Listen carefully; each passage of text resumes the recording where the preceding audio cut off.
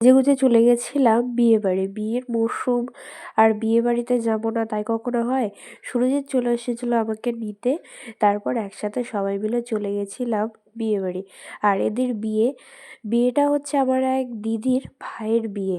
তো চলো আমরা ওপরে চলে যাই। তারপর বউয়ের সাথে দেখা করে বউকে গিফট দিয়ে সেখানে ছবি তোলা হয়। আর এই হলো সেই দিদি।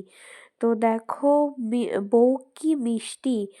আর সেখানে দাঁড়িয়ে আমরা কিছুক্ষণ ছবি তুলি, আর দিদির সাথেও একটু ছবি তুলে নিই। তারপর সেখান থেকে চলে যাই ফুচকা কাউন্টারে ফুচকা খেতে। ফুচকা খেয়ে আমার ছোট্টবেলার বান্ধবীর সাথে দেখা হয়ে যায়, আর তার হাজবেন্ড, আর এটা হলো আমার কিউট স্টুডেন্ট। তারপর খাওয়া দাওয়া করি। খাওয়া দাওয়া করে সেখান থেকে বেরিয়ে আসি, কারণ এতটা রাত হয়ে গেছিলো আর প্রচণ্ড ঠান্ডা পড়েছিল বাইরে, যার কারণে আমরা এই অবস্থায় এইভাবে আসি।